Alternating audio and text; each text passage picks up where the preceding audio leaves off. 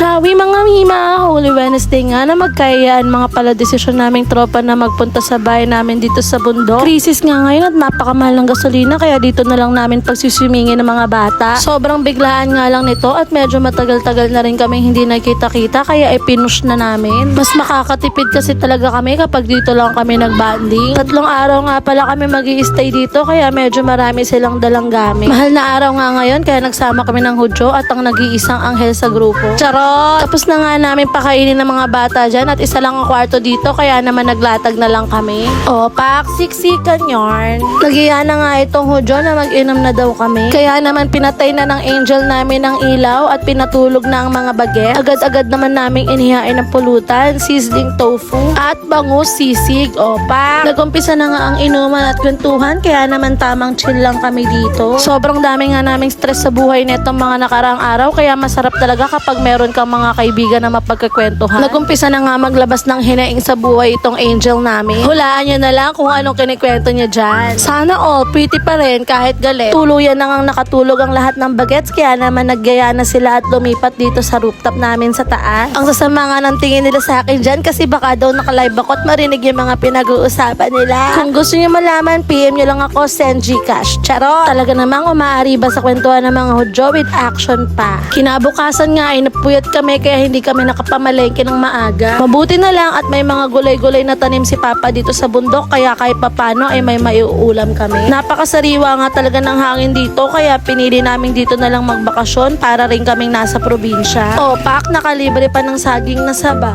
Maya-maya nga ay nagising na mga Hudyo at nagluto na ng makakain. Pansit para sa pampahaba ng buhay. At kinilaw na tanige para sa pampaikli ng buhay dahil malamang yan, pulutan na naman yan. Sponsored by ang nag-iisang konsehal ng bayan, John Rupert. Charot. Nakapag-swimming na nga ang mga bata kanina at naubos ang tubig kakatalon nila kaya naman dinagdagan muna namin habang kumakain sila. Nagdala nga rin pala ng PS5 yung isa naming kumare para naman may mapaglibangan ng mga bata dahil mahina ang wifi dito. Pero parang hindi naman bata yung naglalaro, parang si Ate Angel na naman. Ano ba?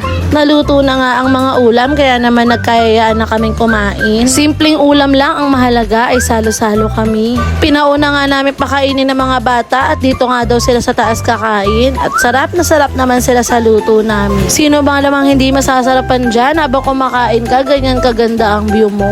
O pak! Napakasarap talaga kumain lalo na kapag marami kang kasabay kaya naman talagang naparami ang kain namin dito. Dito nga sa tropahan namin ay kung hindi ka marunong magluto ay maghugas ka ng plato para hindi ka nasusumbatan nitong angel na to. Charot! Maya nga ay niyaya ako ni Kuya Kikik at ni Nini na pumunta daw kami sa tita nila at sa pinsan nila na si Collie. Nagdala nga sila ng pasalubong na cake dahil first time daw nilang pupunta doon. Pagdating nga namin ay nilubos-lubos na namin kaya nang hingi na rin kami ng mangga. Salamat po tito, talagang nanungkit ka pa.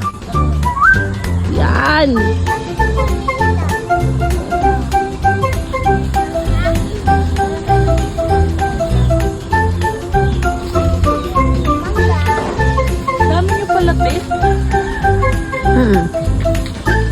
Kanya-kanyang salampak lang kami.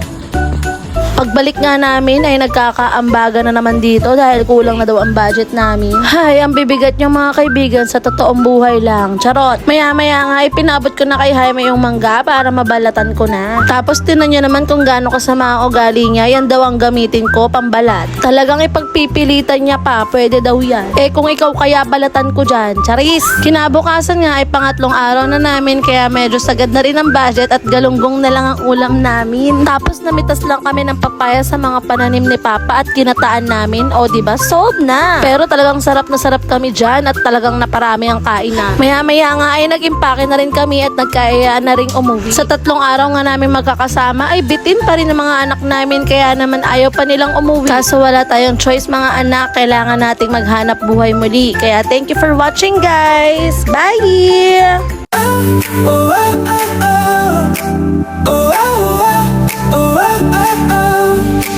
We've been through it all, together as one.